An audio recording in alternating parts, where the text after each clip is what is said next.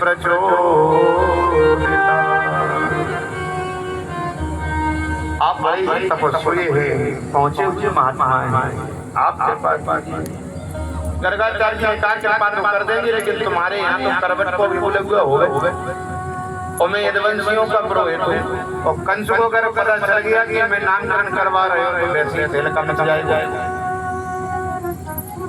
क्या करें? तो बाबा ने कही, बोले महाराज आपकी आज्ञा होगी तो हम किसी को न बुलाएंगे, चुपके से नामकरण करवा लेंगे।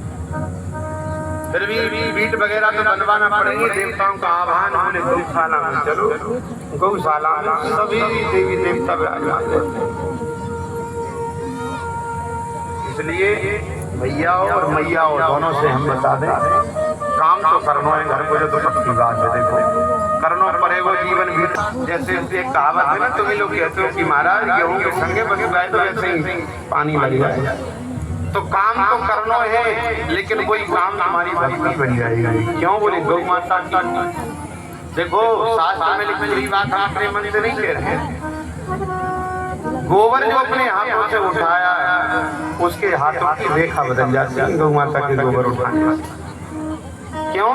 गोबर में लक्ष्मी जी का वास है। गौ माता कोई साधारण नहीं है, देवी देवता विराजमान है। जब सभी लोग आए तो लक्ष्मी जी और गंगा जी दोनों रह गए। सबने अपना अपना स्थान ले लिया, दौड़ करके आई बाद में। बोले महाराज हम कहाँ रहेंगे? ब्रह्मा जी बोले अब तो जगह ही तो हम ऐसे ही रह जाएंगे। बोले देख लो उस समय क्या बचा था, गोबर और गौमूत्र दो ही जगह बचे। तो लक्ष्मी जी ने कहा कोई बात नहीं है, लक्ष्मी जी करती हैं गोबर में निवास और गंगा जी करती हैं गौमूत्र में निवास। अच्छा एक बात बताओ, आज तक मुझे किसी भी बता दो ऐसा कौन सा पशु है जिसका गोबर गौमूत्र काम में आता हो? बोलो। लेकिन कोई भी कार्य करोगे धर्म का तो सबसे पहले कहा जाएगा, बोले भैया गौमूत्र गोबर की व्यवस्था गाय कर लेना। तो अगर इतनी विशेषता ना होती, इन गौ माता के लिए भगवान अवतार लेकर के आते। आगे कथा सुनोगे, नंगे पैर गौ माता को गौचारण लीला भगवान ने चरण पाल का विधान। विप्र धेनु सुर संत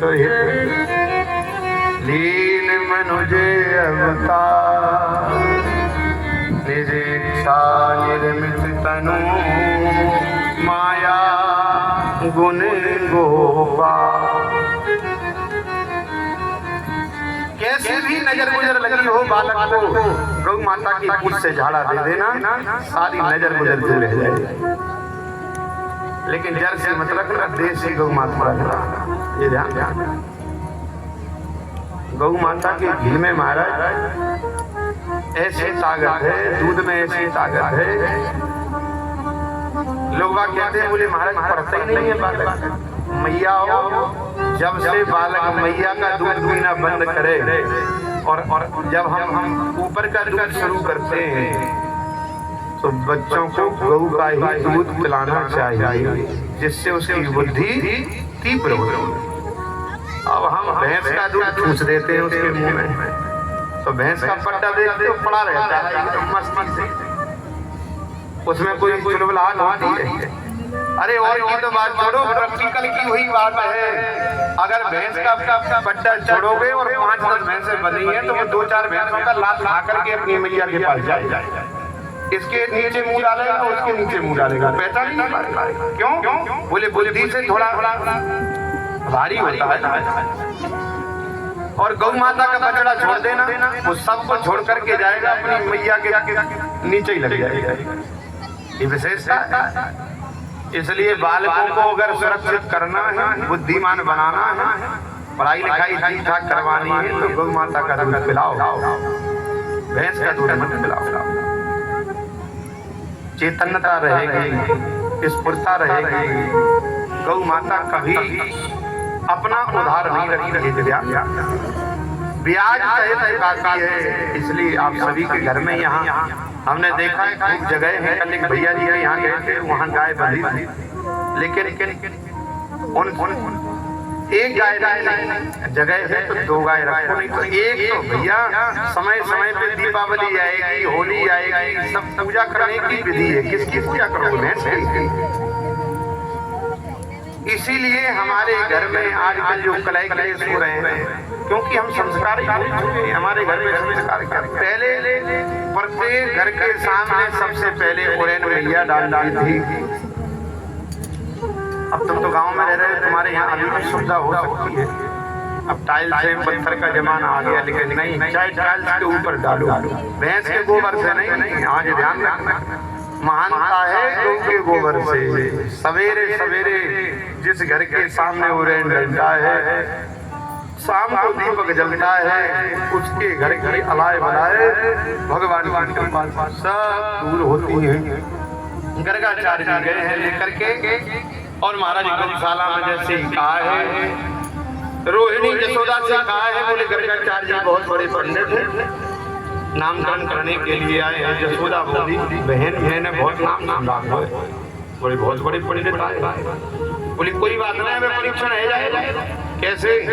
बोले तू मेरे लाला ले ले और मैं तेरे लाला ले लूंगी, और पंडित जी के सामने पहुंचेंगे। अगर जानकार होएगो तो बता दे, और ऐसे झोला छाप होएगो तो पता चल जाएगा। परीक्षण कर लो। तत्काल जैसे गए हैं और उसी समय अपना बालक बदल लिया है। जैसे गर्गाचार्य जी के सामने पहुंची, भगवान के दर्शन करते ही गर्गाचार्य जी तो समाधि लगा रही है। क्यों? गर्गाचार्य जी विचार कर रहे हैं, धन्य है प्रभु, जिस जीव पे कृपा करते हो तो अपने आप को समर्पण कर देते हो, आपसे ज्यादा दयालु कौन होगा। धन्य है मैया यशोदा, रोहिणी, नंद बाबा, अपने आप को जिनको समर्पण कर दिया है। हजारों लाखों वर्ष तपस्या करके लोग बाग आपकी झलक पाने के लिए लालायित रहते हैं, समाधि में लग गए। इधर मैया बोली महाराज, अब महाराज हमें तब ना बोले, हिलाया, जब थोड़ी देर में बोले नहीं तो बोली बहन जो का भयो मुझे तो लगे कि जो तो खसगली। जैसे ही बुलाया महाराज, जैसे गाय बोले हाँ मैया भैया। महाराज कहाँ चले गए? बोले मैं ध्यान कर रहा हूँ। ऐसा ध्यान करो जाए महाराज, मैंने तो सोची मेरे घर में आकर के आपने सीताराम कर लियो। अच्छा नामकरण कौन बुलाया? बताओ महाराज, मेरे बेटे का नाम का हो। जैसे ही गर्गाचार्य जी ने देखा है, बोले ओहो मैया भी परीक्षण करना चाहता है। तत्काल गर्गाचार्य जी ने कहा